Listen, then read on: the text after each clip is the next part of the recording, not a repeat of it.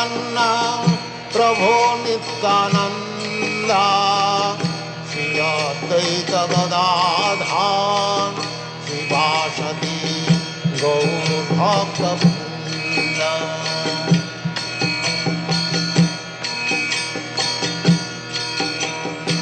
Shri Krishna Chaitanya Prabhu Nityananda Shri Advaita Gadadhar Srivasati Gaur Bhakta Vrinda.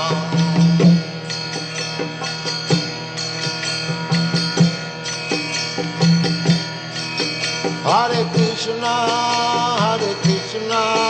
Krishna Krishna, Hare Hare, Hare Rama, Rama Rama, Hare Hare. Hare Krishna, Krishna Krishna, Hare Hare, Hare Rama, Rama Rama, Hare Hare. Hare Krishna, Krishna Krishna, Hare Hare, Hare Rama, Rama Rama, Hare. Hare Krishna, Krishna Krishna, Hare Hare, Hare Rama, Rama Rama, Hare Hare. Hare Krishna, Krishna Krishna, Hare Hare, Hare Rama, Rama Rama, Hare Hare. Hare Krishna, Krishna Krishna, Hare Hare, Hare Rama, Rama Rama, Hare Hare. Hare Krishna, Krishna Krishna, Hare Hare, Hare Rama, Rama Rama, Hare Hare. Hare Krishna, Krishna Krishna, Hare Hare, Hare Rama, Rama Rama, Hare Hare. Hare Krishna, Krishna Krishna, Hare Hare, Hare Rama, Rama Rama, Hare Hare. Hare Krishna, Krishna Krishna, Hare Hare, Hare Rama, Rama Rama, Hare Hare. Hare Krishna, Krishna Krishna, Hare Hare, Hare Rama, Rama Rama, Hare Hare. Hare Krishna, Krishna Krishna, Hare Hare, Hare Rama, Rama Rama, Hare Hare. Hare Krishna, Krishna Krishna, Hare Hare, Hare Rama, Rama Rama, Hare Hare. Hare Krishna, Krishna Krishna, Hare Hare, Hare Rama, Rama Rama, Hare Hare. Hare Krishna, Krishna Krishna, Hare Hare, Hare Rama, Rama Rama, Hare Hare. Hare Krishna, Krishna Krishna, Hare Hare. Hare Krishna, dear devotees, we are waiting for live streaming from the temple. Please continue to stay online. Hare Krishna. Hare Rama,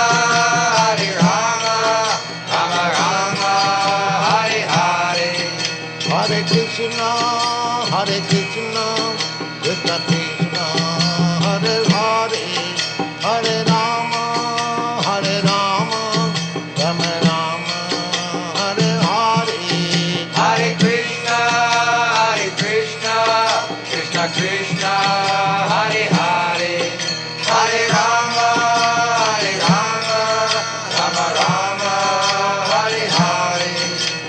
Krishna, Hare Krishna, Krishna Krishna, Hare Hare, Hare Rama, Hare Rama, Rama Rama, Hare Hare, Hare Krishna,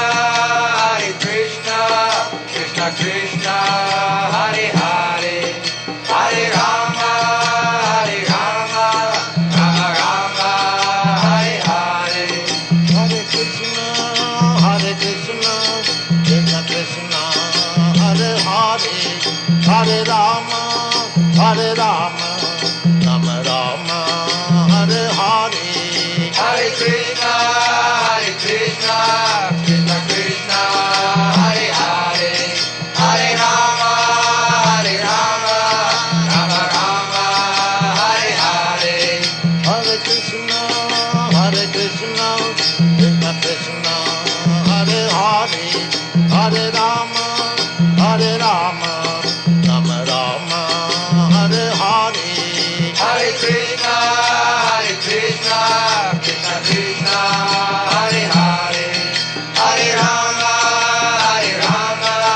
Rama Rama, Hare Hare, Hare Krishna, Krishna Krishna, Hare Hare, Hare Rama, Rama Rama, Hare Hare, Hare Krishna, Krishna Krishna, Hare Hare, Hare Rama, Rama Rama, Hare Hare, Hare Krishna, Krishna Krishna, Hare Hare, Hare Rama, Rama Rama, Hare Hare, Hare Krishna, Krishna Krishna, Hare Hare, Hare Rama, Rama Rama, Hare Hare, Hare Krishna, Krishna Krishna, Hare Hare.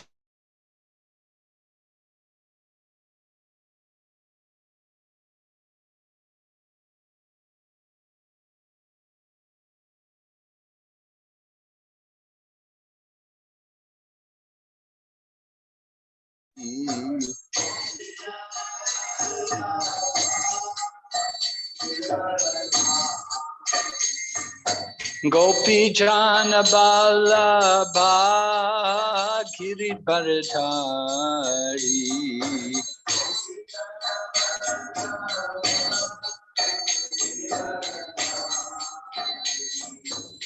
Yashodanandana Braja Jana Ranjana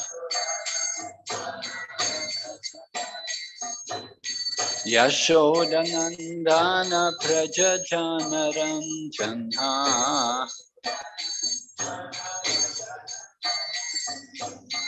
Yamuna Tira Vanachari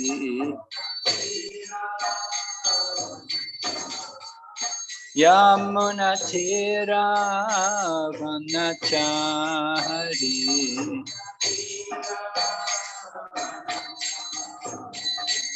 Hare Krishna,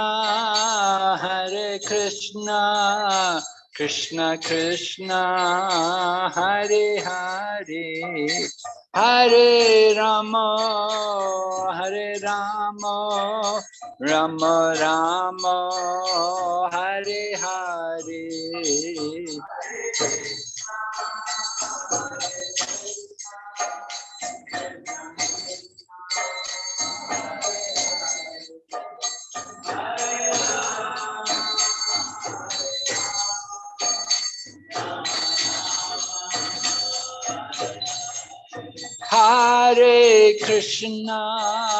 Hare Krishna, Krishna Krishna, Hare Hare, Hare Rama,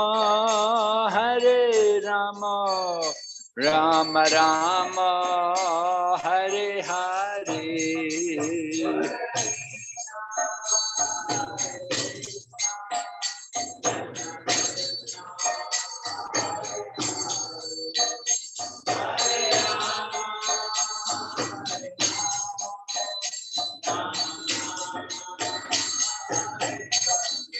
Hare Krishna, Krishna Krishna, Hare Hare, Hare Rama, Rama Rama, Hare Hare.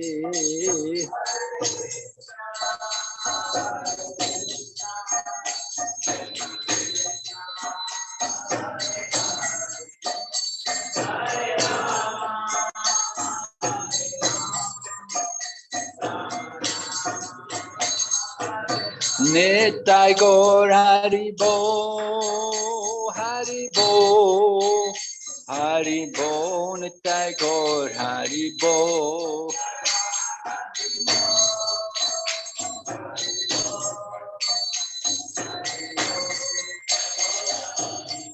Jai Jai Prabhupada, Prabhupada, Prabhupada, Jai Srila Prabhupada.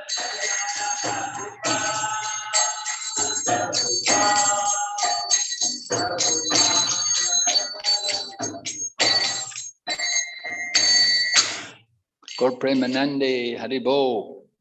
Namam Vishnu Padaya Krishna Pastaya Bhutale Srimati Bhakti Vedanta Swami Niti Namane Namaste Saraswati Devi Gauravani Pricharine Nirvisesha Shanyavadi Paschachya Desatarine Om Namo Bhagavate Vasudevaya Om Namo Bhagavate Vasudevaya Om Namo Bhagavate Vasudevaya.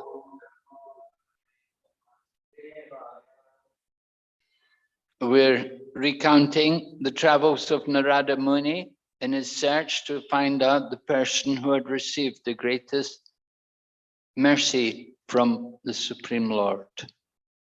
And we heard how Narada Muni had traveled from Prayag. He'd gone to the southern region where there was a very devoted and pious king. And then from that king, then he had gone to Indra in heavenly planets. Hare Krishna.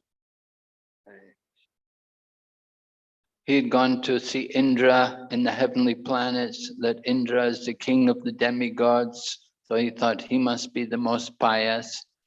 But then Indra sent him to Lord Brahma. And Lord Brahma, of course, is senior most of all the demigods. And Lord Brahma sent him to Lord Shiva. And Lord Shiva is now speaking to Narada Muni.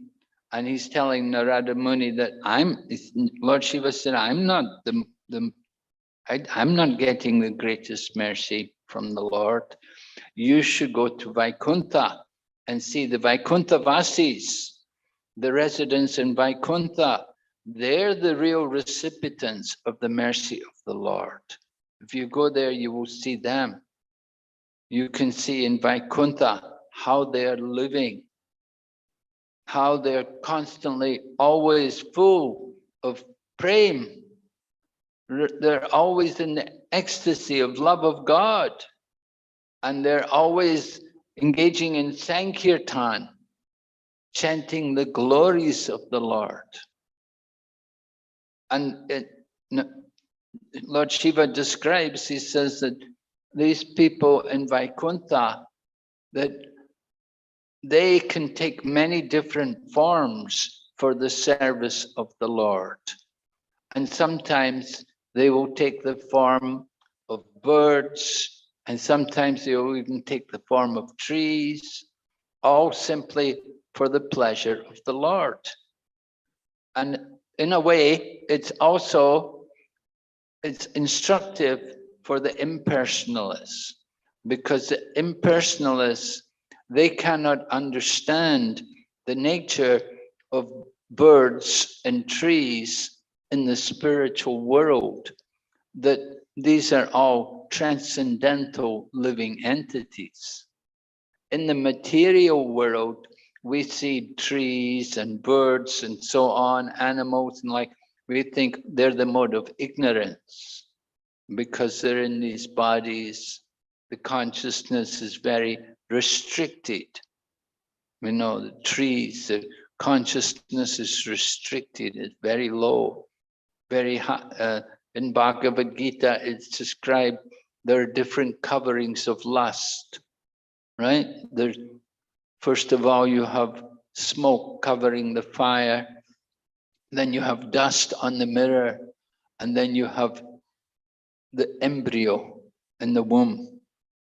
And that helpless condition, that child in the womb, that living entity placed in the womb, that's considered the most severe covering of lust. And that is, so we're told that living entities in bodies like trees are in that condition, that their covering is like that. So we think of trees as being in the mode of ignorance, but in the spiritual world, it's not like that. In the spiritual world, all the living entities are Krishna conscious. Not only are they conscious, but they're Krishna conscious.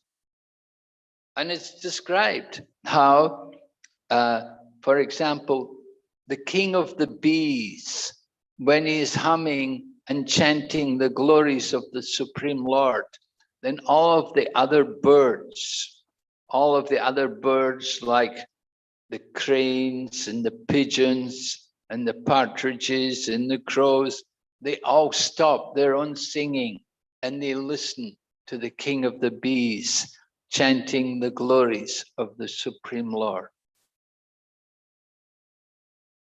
And then it's also described about different flowers and how there are many different flowers of different fragrances and colors and so on.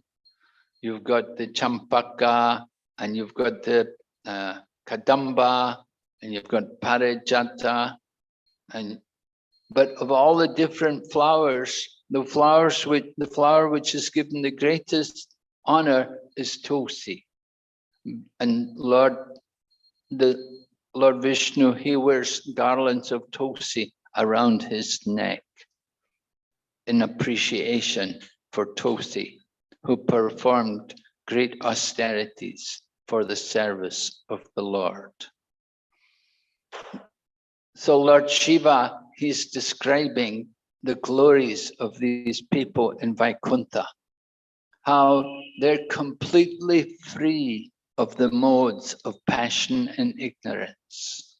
They're fully situated in transcendence, and they're fixed in the service of the Lord. They don't want anything for their own self. In the material world, everyone's busy thinking of their own sense gratification, thinking of their own position and their own fame. But in the spiritual world, everyone is simply conscious of the Supreme Lord, and they just want to engage in the service of the Lord. They have no desire at all for anything for their own self. So this is the special mood in the spiritual world. So different from the world which we know, which we experience with our conditioned bodies. But they're all liberated souls. They do feel some compassion. They feel compassion on the living entities. For example, the impersonalists. Impersonalists do a lot of austerity to come to that platform of liberation. But they don't know the taste of devotional service. They're not getting any rasa from their liberation. This is a condition, in the position of liberation, there's no ras. It's just simply nothingness, oneness, no activity, nothing. So the platform of liberation is not at all appealing to devotees. And those devotees who are in the spiritual world, they feel compassion on these impersonalists. And they feel compassion also on all of us who are loitering here in this material world. And that's why sometimes the liberated souls, the Vaikuntavasis, sometimes they travel, they go places, they go for propaganda work. Just like our devotees, they often go traveling around, preaching, distributing. In the same way, the Vaikuntavasis, they also go, and sometimes they even come here into the material world, just to help people. Just like we know when Ajamila was leaving his body, the Yamadutas came. But because he was chanting the holy name of the Lord, the Vaikuntavasis also came. And they saved him. So like that, the residents of the spiritual world, the Vaikuntavasis, they also sometimes come into this world. Within this world, there are also liberated souls. We know there are pure devotees. And within this world, it's possible to experience prema bhakti. It's not that you have to wait to go to the spiritual world to experience prema bhakti. We can have prema here in this world. Now, we can be some great devotees, they're experiencing that love. We know Sri Chaitanya Mahaprabhu and all of his different associates, they were all experiencing this. In fact, Chaitanya Mahaprabhu came to distribute this.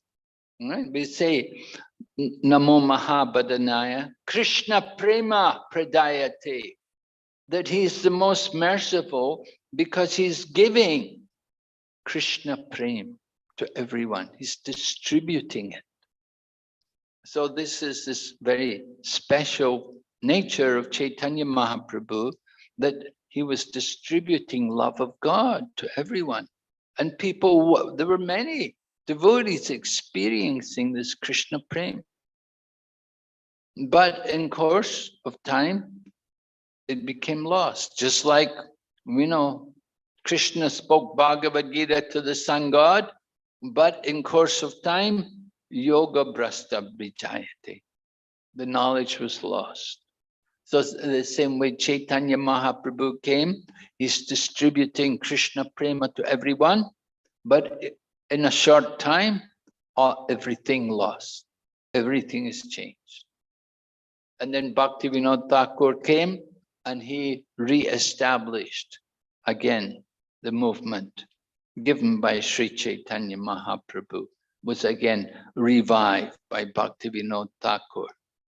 And then it was further enhanced by Bhaktisiddhanta Saraswati Thakur, Prabhupada, and then by our own founder Acharya, Bhaktivedanta Swami Prabhupada.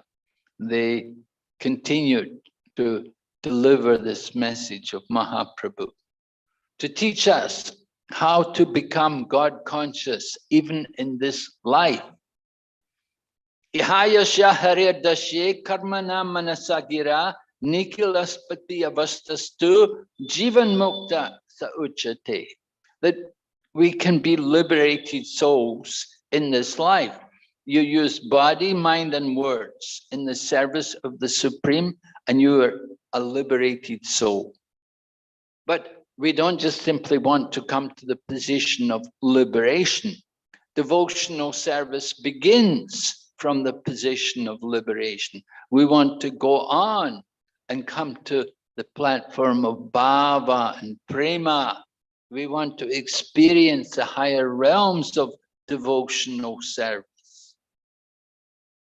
So there are devotees within this world who also experience love of God. So we may question, Well, is there any need to go back to Godhead? If we can have love of God here in this world, we don't need to go to Vaikuntha. No need to go there. You can do it here. But there is one difference. The difference is that here we only see the Lord in our heart. But if you go to Vaikuntha, the Lord is directly there. And you can see him at every moment. You can be with him. You can be engaged in different loving affairs in his presence. So that is the special feature of going to Vaikuntha. Of course, in Vaikuntha also, you have the spiritual body. Your body will become Satchit Ananda. We'll give up the gross body and get a spiritual body. In the Srimad Bhagavatam, we read about Dhruva Maharaj, how Dhruva Maharaj went to Vaikuntha. He just changed his body. Remember, he was at Badarik Ashram, and he was there, and the Vaikuntha aeroplane came. And when the Vaikuntha aeroplane came, then he circumambulated the aeroplane, and he offered his obeisances to all the great sages who were residing there. And he took their blessings and everything. And then, just before he got into the Vaikuntha aeroplane, his body transformed. His body became brilliantly effulgent. It became like gold. So this was his body was changing from material body to a spiritual body. He transformed his body, and he got into the Vaikuntha aeroplane and went to Vaikuntha. So this is possible. We know also this in Maharashtra, the Tukaram, right? Tukaram, right? The airplane came to take him back to Godhead. And even that place is there, right? The place is marked. There's a temple there or something where the airplane came. Huh? Oh, Tehu. Yeah. Have you been there? Yeah. Okay. Yeah. Did the airplane come to take you back? Did you see any airplanes there? That's a place anyway. Tukaram. So Vaikuntha-vasis, they do have special facilities that they enter into the spiritual world, and their bodies are Satchit Ananda. Their bodies are not like our bodies, miserable material bodies, combinations of earth, water, fire, air, and ether. And of course, subtle body also. So we have gross body, we have the subtle body, but we have also spiritual body.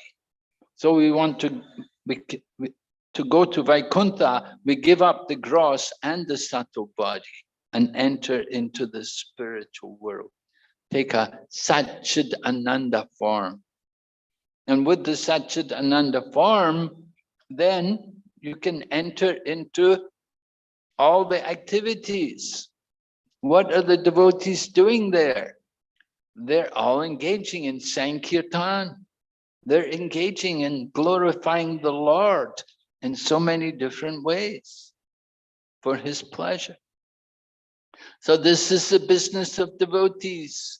We are preparing ourselves in this way, that one day we will also give up our bodies. We can also go back to Godhead. We have to prepare ourselves. We have to develop the taste for hearing and for chanting. If you don't have any taste for these activities, then you won't be very happy in the spiritual world. So Lord Shiva, he's telling that even on his own planet and the other planets in the material world, the devotees are not so fortunate as the Vaikuntha-vasis, because the Vaikuntha-vasis, they have these forms, Satchit Ananda forms, and they're fully engaged in prema. They're relishing prema bhakti. Lord Shiva and his associates, they're liberated souls, but they don't have that prema. They're not experiencing that level of devotion. But that's there in Vaikuntha. And Lord Shiva knows about it. And he's telling about it. He's talking about it to Narada Muni. Actually, Narada Muni should also know because he's also a Vaikuntha man. But anyway, Lord Shiva is pointing this out to Narada Muni, that the glories of Vaikuntha, the very special, to be able to go to Vaikuntha and to live there and to be engaged in the Lord's service. They're fully satisfied simply by worshiping the Lord. They travel freely wherever they want, protecting and promoting the cause of the Lord's, promoting devotional service. Because they have spiritual bodies, they're not limited as we're limited in our traveling. You know, we have so many regulations now. You know, health, you have to have health certificate, vaccination certificate, and this and that, you know, so many things they want. But if you have a spiritual body, you don't have to worry about that. You see? Can transcend all these things. So the Vaikuntha Vasis, they come. They're free to travel everywhere. Always worshipping the Lord of Vaikuntha. They seem amused by those who are merely liberated. The Vaikuntha Vasis are always busy in various services, for which they even take one form or another, like birds and trees. They always see him in person. Lord Hari, who inspires everyone's pleasure and whose lotus feet are cared for by the goddess of fortune. Their life in his company is pure joy. We also can experience something of this joy in our devotional service. Just like if we serve the deities, that is, the Lord is there in the form of the deity. And we often say that the pujari, he is the most fortunate person because he's directly serving the Lord. We come here to the temple, and if we simply see the Lord as a statue, then we're a resident in hell. Achari Vishnu Shiladir Gurushu Vaishnave Jati Bhuti. Like that. If we see the deity, we just see the deity as being made of material elements, and we think it's just a statue, then Yashyava Narakesa, you are just a resident in hell. We have to understand the Lord is there in the deity form. And the Lord can eat in the deity form. Every day we're offering food to him. So he also eats. And he hears. He hears our kirtan. He hears everything we're saying. He can see also. He has big eyes. So he can certainly see us. We have to develop consciousness of Krishna. So the Vaikuntha Vasis, they have that experience. They're in the association of the Lord. They're with the Lord, and they're experiencing that joy of being with him. And for the devotees, Doesn't matter where they go. They can see the Lord everywhere, in every situation. If one is actually in Krishna consciousness, then wherever we go, there will be Krishna and Krishna service. Narayana parasarve nakutas janya vibhyate. Swarga apavarga narakesh vapi tu yata darshana. So Swarga, Apavarga, and Narakesh. Swarga, heaven, Apavarga, liberation, and Narak, hell. Vapi tu yata darshana. They will see it all equally. Those who have taken shelter of the Lord, who are Narayana Para devotees, they've taken shelter of the Lord, they will see the Lord wherever they are. So it's not that you have to go to Vaikuntha to see the Lord is here also. Prahlad Maharaj was asked by his father, where is this God you're worshipping? Is he in here? Is he in this pillar? And Prahlad said, yes, father. Yes, he's there, father. And Lord Nrsingadev came out of the pillar. Lord Nrsingadev manifested from the pillar to confirm the words of Prahlad, because Prahlad is Uttama, so he sees the Lord everywhere, in everything. He didn't have any doubt about that. So Lord Shiva says, where else can one see compassion as exalted as that which Sri Krishna showered constantly on the residents of Vaikuntha? So Lord Krishna's, the people and those devotees in Vaikuntha, there, of course, they have a very, very dear relationship with the Lord, because they've given up everything for the Lord. We were just talking about Tukaram, right?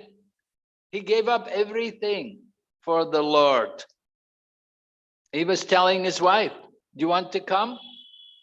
She didn't want to go, right? Okay. He went anyway. Tuka left her here. But the devotees of the Lord, they will give up everything. They don't care. They don't consider anything to be mine. They're not thinking my house. They're not thinking my family. They're not thinking in terms of I and mine. They see everything as Krishna's property. Everything belongs to the Lord. And everything is meant for the service of the Lord. So they have that, they can give up everything in search of the absolute truth.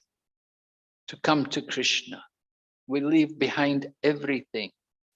Just like we see devotees, they have so much education, they're graduates, IIT graduates and so on, and they give it all up to come in search of the absolute truth, to take shelter of Krishna. They have big jobs, working for software companies and so on. They give it up, insignificant. They give it up for the pleasure of serving Krishna. So the Vaikuntha Vasis, they're all in that mood. They have already passed all these tests. They've already given up everything. They left everything behind, the material world. They left it all behind. Because they knew material world is nothing. Why should we be attached to these things which are so temporary when we can have the eternal life with in the kingdom of God, in the association with the Lord himself? And so only the foolish person will want to hold on to these material things. But the Vaikuntha Vasis, they saw through all that temporary nature of the material world. So Lord Shiva says, in Vaikuntha, nothing counts but devotional service rendered through Sankirtan. Rendered through Sankirtan in many other forms. It goes on incessantly with great enthusiasm, spreading the ecstasy of pure love. So we do Sankirtan. The other evening, the devotees also went for Harinam Sankirtan. This is our sharing. We're sharing the ecstasy. We're inviting people, come and join us and chant the holy name. And even people are not joining, at least by seeing and hearing, they're being benefited. This Sankirtan is not an activity of the material world. It's a spiritual activity. And as it described here, Sankirtan has many different forms. Just as we also go out for book distribution. That is also Sankirtan, distributing Prema Bhakti. The devotees are going out, often I hear they go out to traffic lights. I don't know about here in Bangalore, but I know in Hyderabad, the devotees are every day they're going to the traffic light. There's different traffic lights they go to, and they get the people to buy books there at the traffic lights.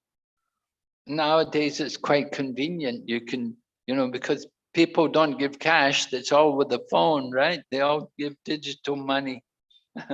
So you want the book, okay, and they transfer the money to you on the phone. So it makes Sankirtan a lot easier. Nobody can say, "Oh, I don't have change."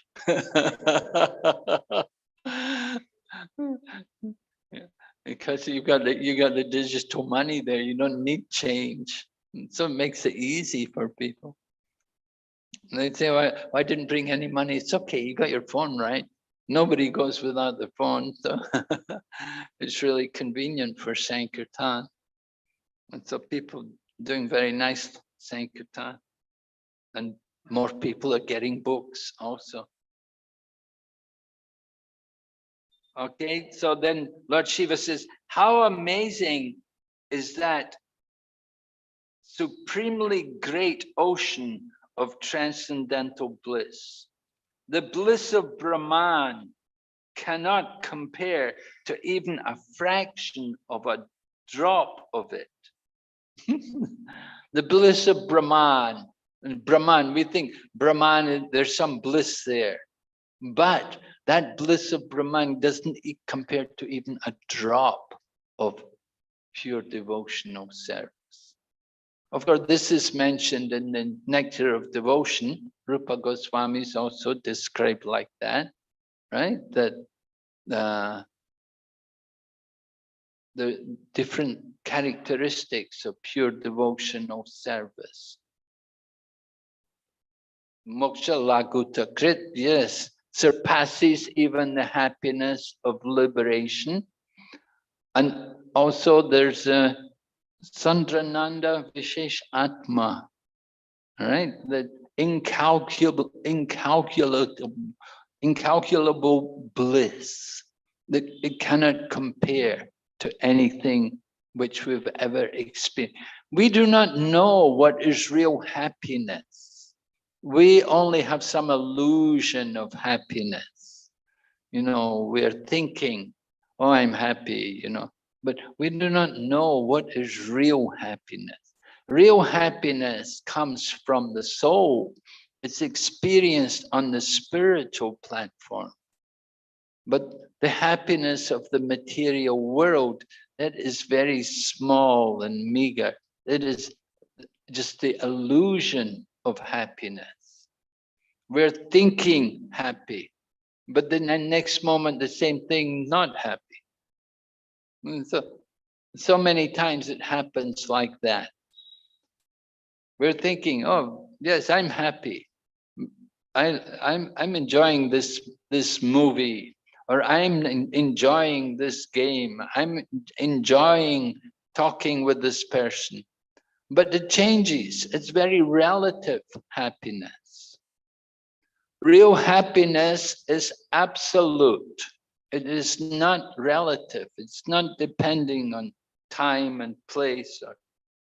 So the happiness of the bliss of Krishna Prem, that is incalculable. We cannot even begin to estimate it. And this is what's experienced in Vaikuntha. And when you experience that happiness, you never want to give it up. You never want to leave it. And that Lord Krishna said, one who enters my abode, they never come back. They'll never come back again. Because you're experiencing that happiness, you never want to go. You know, when we're happy, when we're enjoying, just like we come to Krishna consciousness.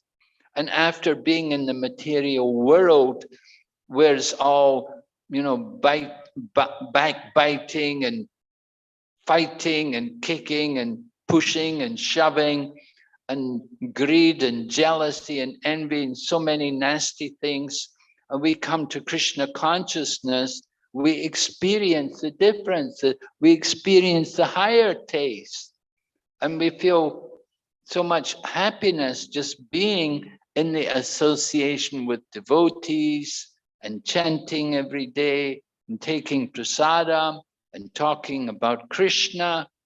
We think, why go back to that world, the bitter world of material life? So no one makes that mistake, you know, material life is so unpleasant. And coming to Krishna consciousness, you never want to leave it. But still sometimes it does happen. We see people come to Krishna consciousness, somehow they also go away, they drift. But they never forget that bliss of Krishna consciousness. They always remember that, you know, when I was a devotee, there was so much ecstasy, so much bliss there. And that is never equaled in material life.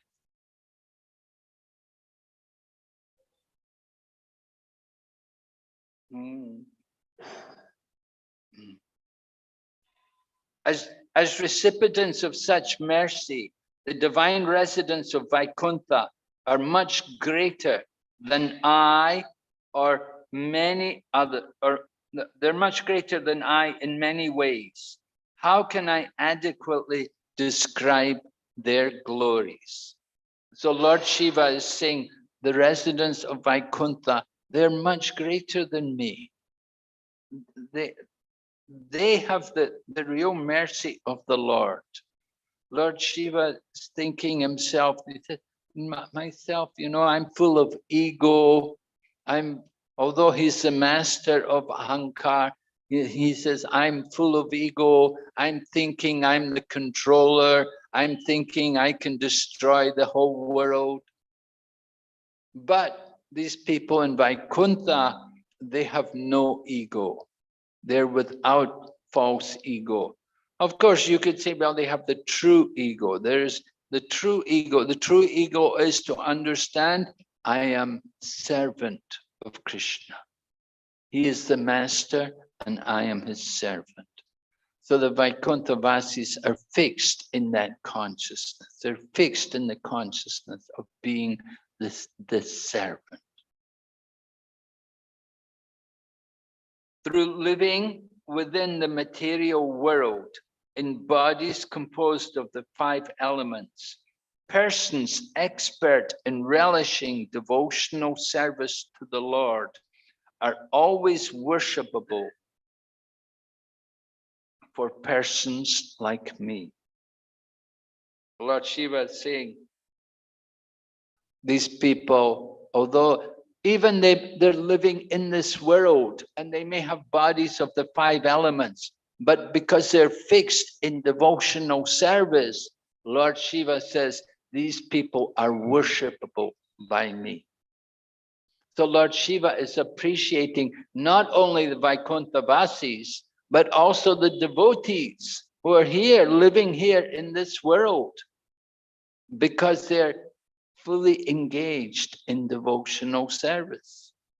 As Krishna describes in the Bhagavad Gita, the Mahatmas, Satatam kirtayanto mam yatantas chadadavrata namasyantas chamam bhaktya nitayukta upasate. Always chanting my glories, endeavoring with determination. These great souls perpetually worship me with devotion. So Lord Shiva also worships these people. You can see Lord Shiva is really a great personality. And it's a great personality. He worships the devotees. We worship Lord Shiva. Lord Shiva worships the devotees. It's a very nice reciprocation here.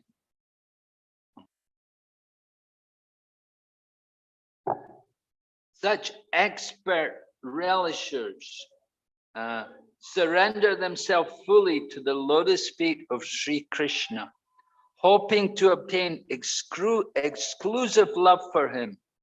They abandon their wealth, their families, and their very lives. Right? We were speaking about that. The great devotees. They're not attached. Money. What is that money? That is, in Srimad Bhagavatam, is described to be like stool. Gold and stool. They're the same color. Gold, right? Look like gold. So devotees in Krishna consciousness, they're not attached to money. They don't worry about money. We don't need to worry. Prabhupada never worried about money. Money come, we use it for Krishna. Didn't worry about money. Prabhupada saw other people, after his spiritual master left the world, other people, they were all fighting about bricks and cement. Who should get this property? Who should get that? Prabhupada didn't care about that. Prabhupada only cared about preaching, writing books and publishing books, writing articles, preaching. He didn't worry about properties. Let them have it all. Prabhupada just, let's preach, distribute Krishna consciousness. And so this is the mood of the pure devotees, Vaikuntha Vasis. Although they're living here in this world, they live without attachment to anything material. They're simply dedicated to Krishna and Krishna's service. So we say, work now, samadhi now. Sometimes they say work now, samadhi later, but we say work now, samadhi now. We can be in samadhi here, in this world. You don't have to wait.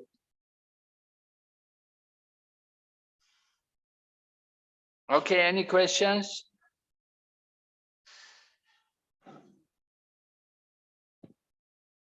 Hare Krishna Maharaj. You had mentioned that we have to develop taste for hearing and chanting. So how that taste can be developed more and more? How to develop the taste for hearing and chanting? Well, Rupa Goswami describes that for us in the Nectar of Instruction.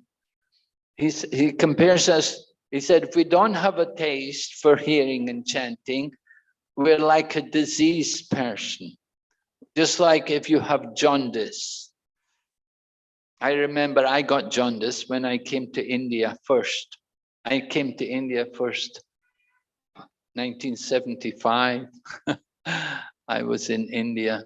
I was in Delhi, the Delhi temple in 1975. We had a little house and we were worshipping Radha Parthasarati. There was about 4 devotees. It's quite difficult days. So somehow I came, I'd been in America, I'd been in the US, and I came from the US, and I came, it was about April or May, the hot season, just getting hot, and, I'm from the UK, it's not a hot country, So I came to Delhi and it's really hot, it's just so hot, I couldn't believe it. And anyway, I didn't drink enough water, or maybe I drank water which was not pure, or I took some food which maybe had too much oil or something. Anyway, I got jaundice. I didn't know what I got. The doctor said, "Oh, you've got jaundice." And I said, "Give me some medicine." He said, "Oh, there's no medicine." He said, "No medicine." He said, "You just have to rest or something, and you get better." So that's what he told me. He said there was no medicine. But anyway, I went back to the temple, and devotee told me, he said, "You should drink sugar cane." And I thought, well, that sounds nice. I thought that's a nice medicine. I like sugar cane juice.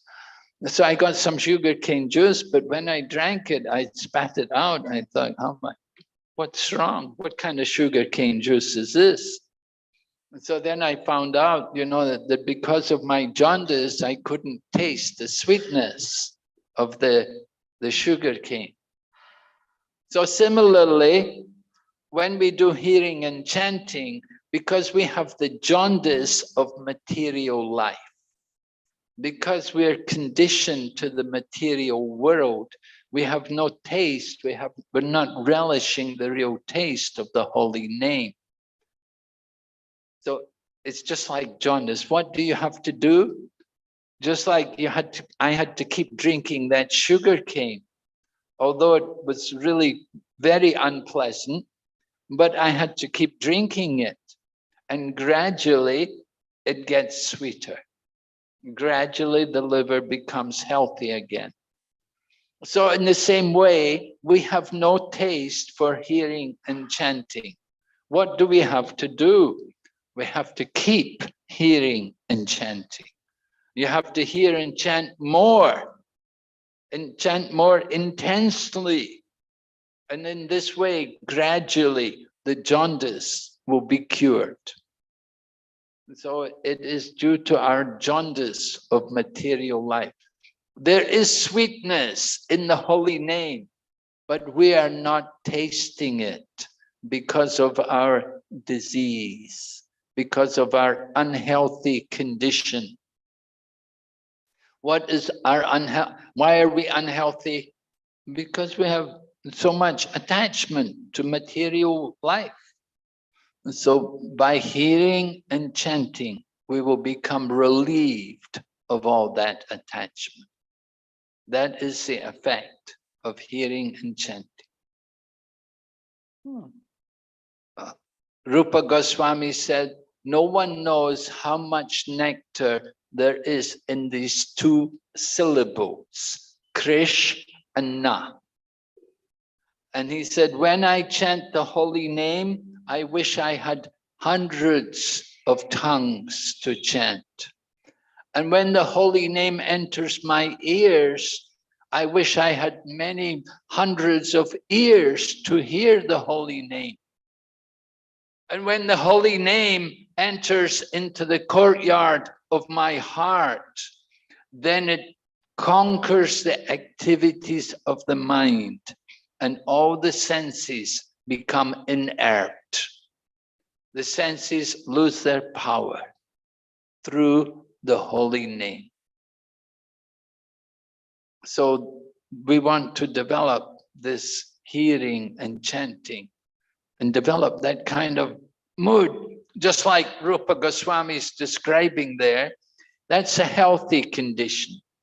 When your chanting is like that, you want many tongues and many ears, and the senses have no power anymore. That's healthy chanting. We want to come to that stage. And the process is by chanting, the more we continue to hear and chant, then we will come to healthy condition of life, and we will lose the attachment to the material things, and we will be absorbed in Krishna.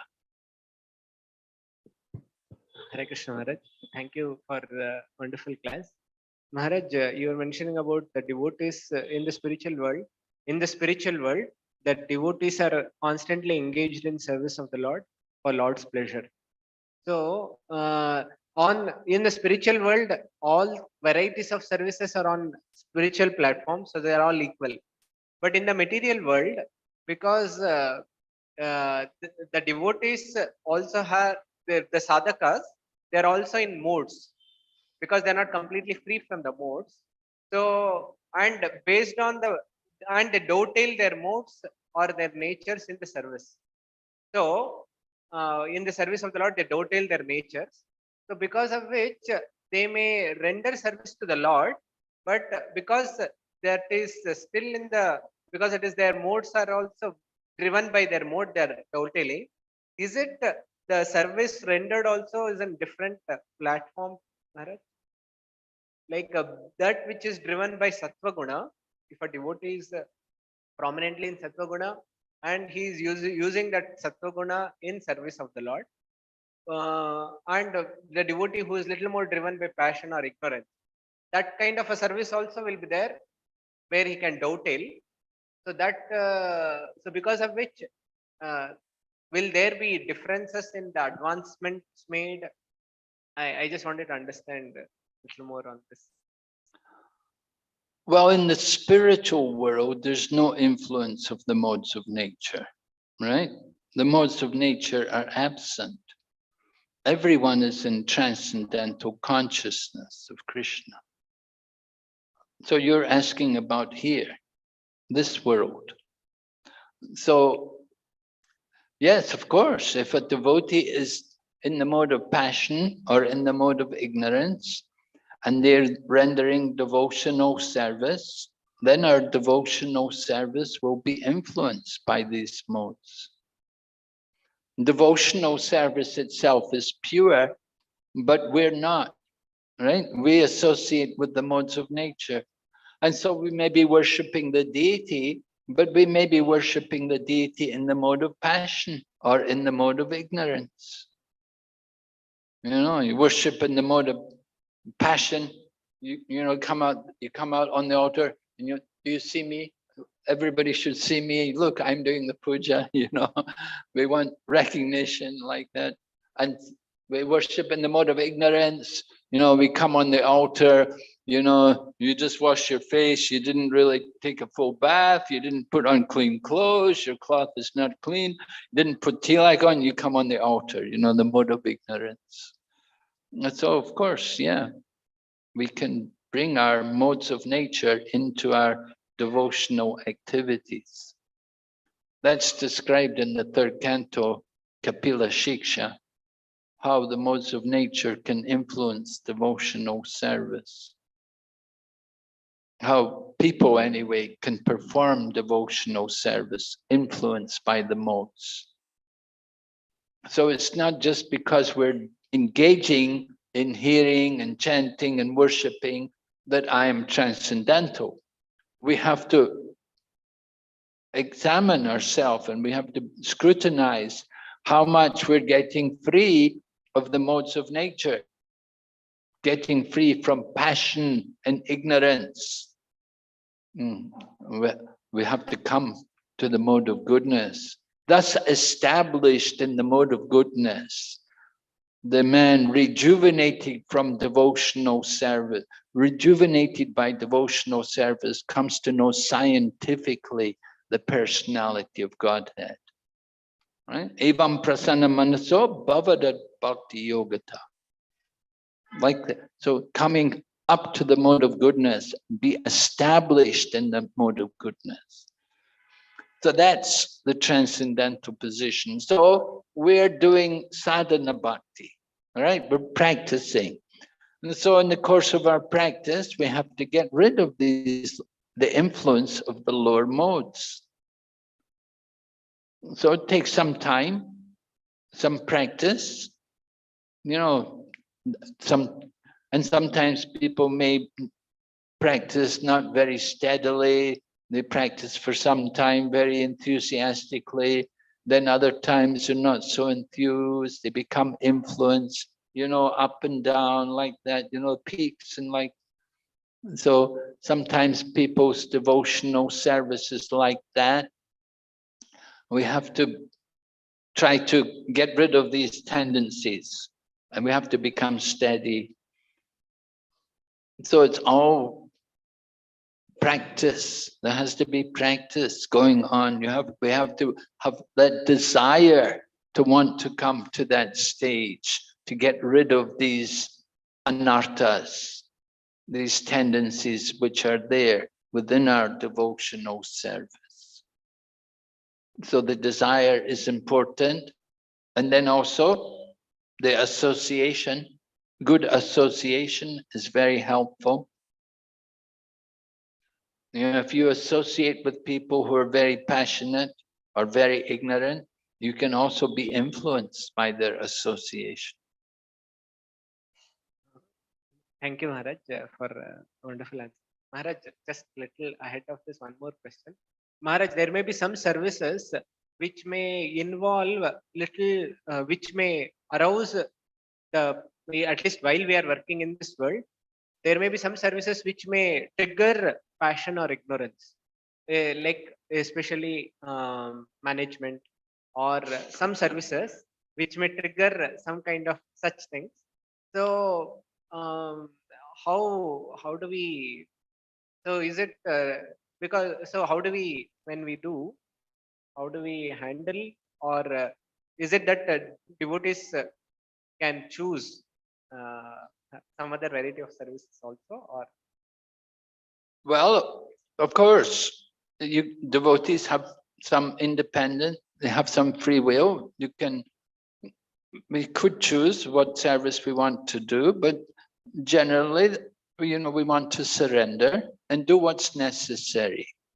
So if, somehow if you're given the responsibility to do something, even though it may be difficult and there may be challenges in it, as you say, sometimes in managing, being a manager, it can be sometimes difficult. You can be challenged. You can get angry at people. Maybe they don't do what you tell them to do, and you feel very frustrated.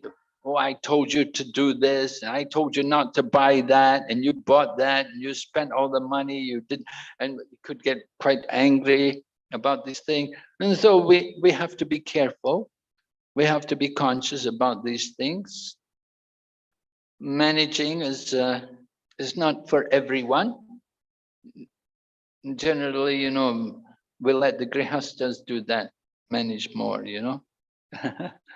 It's better to let them take care of these things. And brahmacharis and sannyasis, we can be more just dedicated to our preaching activities.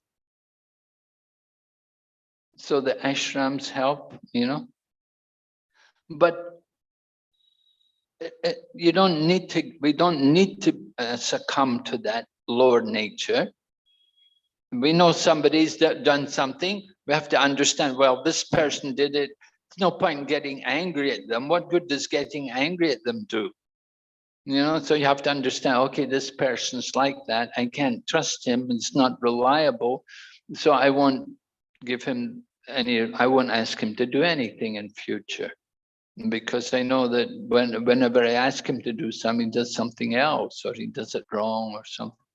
And so I won't bother in future asking, find somebody else to do it.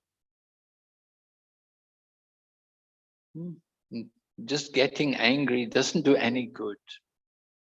And as devotees, we have to show example. We shouldn't succumb to anger. Now, Prabhupada would get angry 1 minute, but then the next minute, do something about it. Like somebody put salt in the Charanamrita instead of sugar.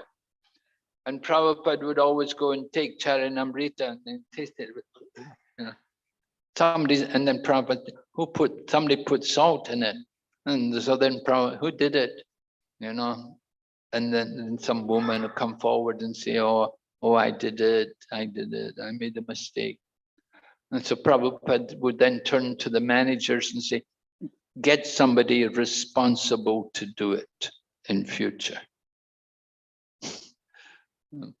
So like that, you know, getting angry, you know, yeah, you may feel some anger, but you know, okay, you know, probably some people get angry for 3 days, you know.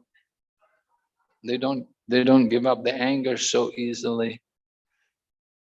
But that doesn't do any good, you know. So Prabhupada would be angry 1 minute, but then okay, do something about it. What to do? So we have to learn to detach ourselves from these situations. Okay, Hare Krishna.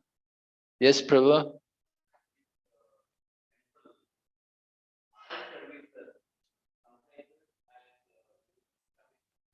Are any particular services considered as devotional service?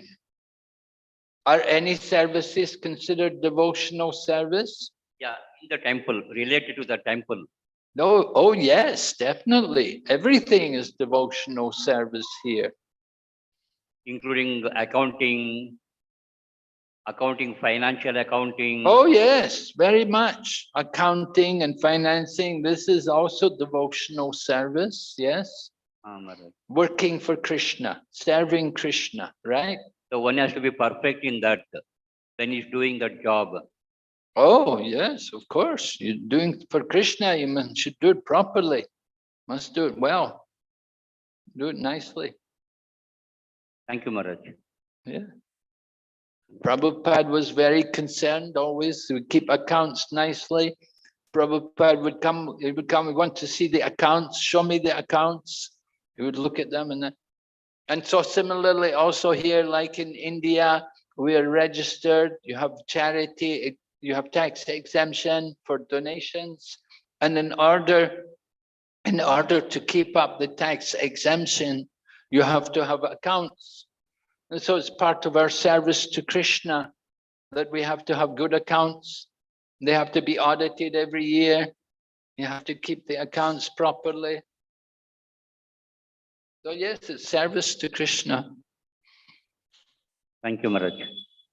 Okay, Hare Krishna. All right, thank you very much, Srila Prabhupada. Hare Krishna Maharaj, actually there's a question in the question chat. On